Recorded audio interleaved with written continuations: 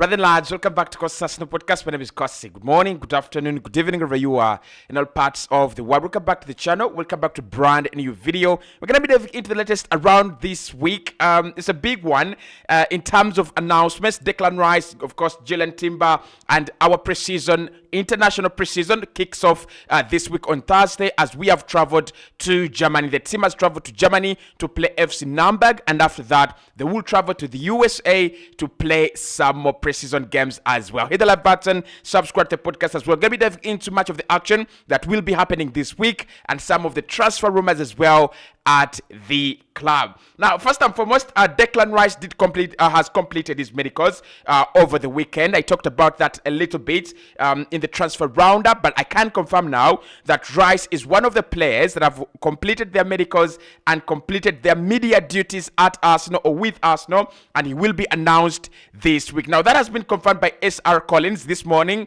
who has just confirmed that Declan Rice is one of the players that are just waiting announcement, at Arsenal, but he won't join them in Germany. So Timber and Rice won't join us in Germany. Both of them have completed their medicals. Both of them have completed their, medical duties. They are actually media duties, their media shoots. But they won't join the club in Germany, where we have actually traveled to go and play FC Nürnberg. Now, the feeling around Rice and Timber is that we will announce them the way we announce Kai Havertz. You know, those kind of announcements that just don't give me the vibes. Like, I just hate the announcements that, we do these days. They're absolutely fetish. I hate them. But anyway, let's talk about the medicals. The medicals were completed over the weekend. Timber on Friday and Saturday. Rice Friday, Saturday, and Sunday. That is confirmed by SR Collins. And the media shoot, I believe, were also completed over the weekend. So what we are going to do is that because Timber flew to the Emirates Stadium this week, and Rice was also at the London Colony this week as well, both players will continue their holidays. Now, I've been told. And I actually understand that Rice is actually going to continue his holiday until, I think until the USA tour. Jalen Timber's holiday is over, but he might not join the team until the USA tour as well. So Rice might get off his holiday and fly directly towards the team that is in the USA. And Jalen Timber, after all his celebration and the parties and everything, he will also fly directly from wherever he will be, whether that is the Netherlands or wherever he will be, towards the team in the USA. So our first debuts and our first sights in Arsenal jerseys will be this week. Of these players will be this week. We will see them, wearing the Arsenal jerseys just like Kai Havertz. I mean, I just pray that we don't announce them on a wedding party like we did with Kai Havertz. I don't even think there was a rush. I don't think even, it was so bad as announcement. That was the worst announcement we've done ever in the last decade. It was very, very poor. I hope Declan Rice as a £100 million signing is much better. I would love to see him at the Emirates Stadium. The Jesus signing had a lot of vibe, and the announcement was also not that good. The graphics, the photos were absolutely poor. But to be honest, it did give us some vibes. So Rice as the most expensive signing of the decade, of the century, of the millennium, as the most expensive signing Arsenal's ever made, as the most expensive signing of an English player. We should make it count, right? But this week, expect those announcements to be incoming as the medicals of those players are done, and of course, you will see them with Arsenal in the USA tour, where we'll take on Man United, we'll take on Barcelona, and we'll take on the MLS All-Stars. I mean, I don't know if that includes Busquets, Messi, and all those guys, because the MLS All-Stars literally is just stars. It's just stars. Anyway, we'll be talking much about Rice and Timber the moment those media shoots are actually announced officially, and the moment the players' interviews are released as well.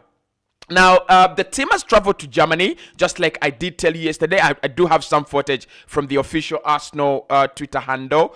These are some of the players traveling to Germany. Now, some of the players I've actually not seen, but I've seen Odegaard. You can see Mohamed Elneny as well is in there. Gabriel Jesus is in there. Jorginho is in there as well. Robert Holding is in there.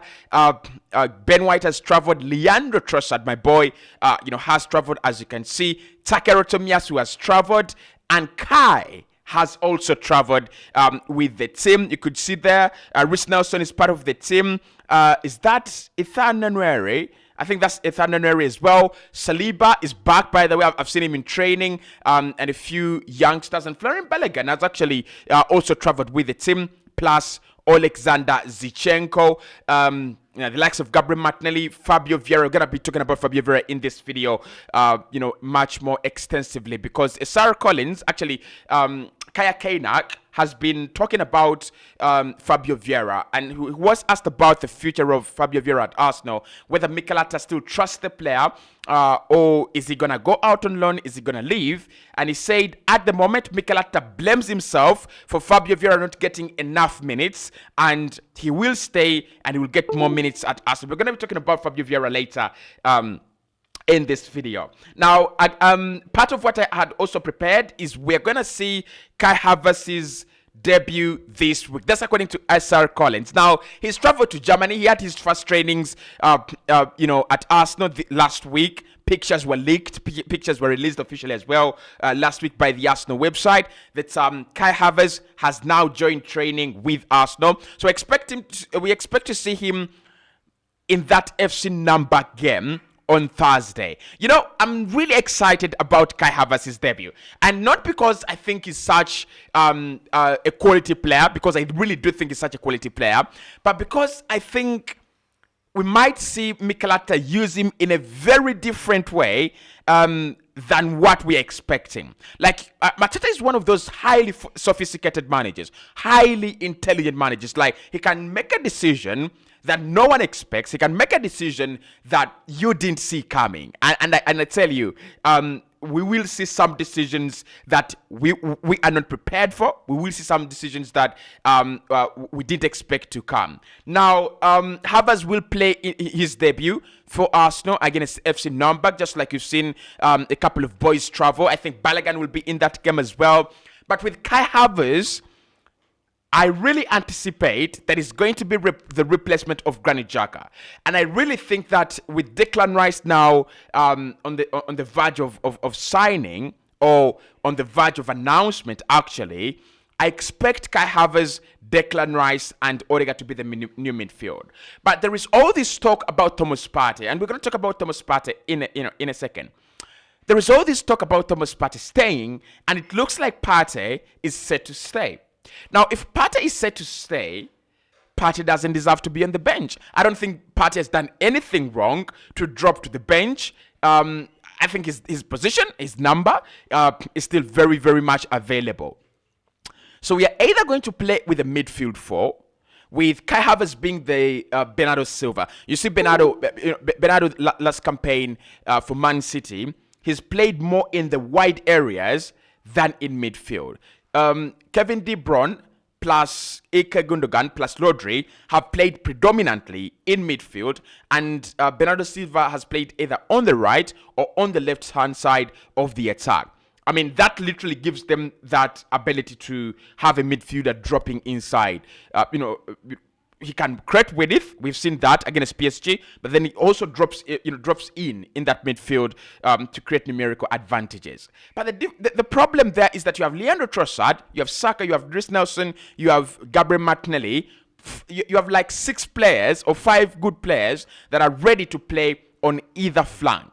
Right? I think all the wingers we have can play on either flank very, very comfortably. So that poses a very big question, and that leaves a very big question to Mikel Arteta. Where will he play Kai Havertz if he decides to go with Thomas Partey and Declan Rice? I'm going to do a video today about Partey, Rice, Havertz, and Odegaard lining up together. Like, I have no idea how it's gonna turn out. So I'm gonna do my research and I'll do a video. But I think it's going to be an interesting preseason to see Kai Havertz, to see Partey, to see Rice, to see all these midfielders fit into the same lineup. Now, I think the spirit of competition, the spirit of competitiveness that we've always asked for as Arsenal fans is here already. I think we always play with a midfield three. At times we will see a midfield four. At times we will see more midfielders than expected. But if we were going to play with a midfield three predominantly throughout the season, it means that we're going to see more competition and better performances. The good thing with Kai Havertz is he can step in for Martin Odegaard. He can step in for Xhaka. He can step in for Martinelli, Saka, and Gabriel Jesus. That is the good thing about him. So let's wait and see, but his debut will be incoming this week, and let's wait and see how Mikel Arteta will actually use him. Okay, now I've talked about the announcements. I've talked about Kai Havertz's debut. Let's talk about Thomas Partey and the information we have on Fabio Viera. So with Fabio Viera, first and foremost, SR Collins has just confirmed that Mikel Arteta, just like with Emile Smith-Rowe, Mikel Arteta has no plans of parting with these players. Like he considers them real assets to his project, and he considers them players that will have the same amount of chances as anywhere else. Blame for Mikel Arteta. And I'm going to do a video this, I think today probably, about why I think Mikel Arteta is underutilizing his squad. I don't think he's utilizing his squad to the maximum right from the time I've ever seen him at Arsenal. I've never seen him as a manager that is very comfortable and very good with rotation. I don't think his rotation schedule is good. I think it's absolutely very, very poor. Now, Mikel has actually, Kaya Kainak, sorry, not SR Collins, but Kaya Kainak has been speaking about Fabio Viera. And he said, Mikel Arteta loves him, he believes in him, and he actually believes that him not getting enough minutes last campaign was actually due to Mikel Arteta's weakness rather than the player's weakness as well. Now, Charles Watts did publish a story that was last summer when we signed Fabio Viera, and he said the whole issue of Fabio Viera signing for Arsenal is that Arsenal needed something different from a physical player. Like, of course, you will need the physical part of that of your game very, very close to you in the Premier League. But Fabio Viera would be able to provide something different, just like you've seen, Bernardo Silva. Now, Silva is a very, very talented guy, and I think he's also solid and strong. And Fabio Viera, although he doesn't need to, build his muscles up, he needs to be firm. He needs to be strong as well. He needs to make sure that when he gets the ball, it's hard to get it off him. The moment he can do that, he will thrive in the Premier League and he will thrive under Mikel Arteta. So Arteta says the problem was with him, not with Fabio Viera. He should have given him more minutes. It is the same thing we have heard Mikel Arteta speak about Gabriel Martinelli before the season is shown. So for me, and I've told you, we have seen glimpses of Fabio Viera here and there. We've seen the quality he has.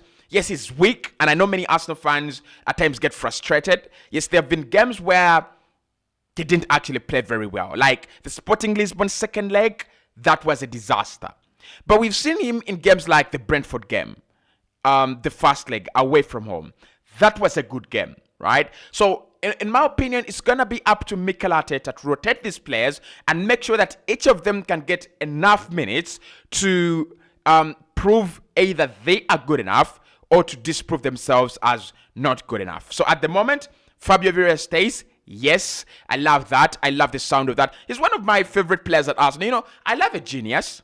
I love a creative midfielder. And I just love a midfielder. I don't know what, but I really do love midfielders. They just appeal to me. They're very, very good players.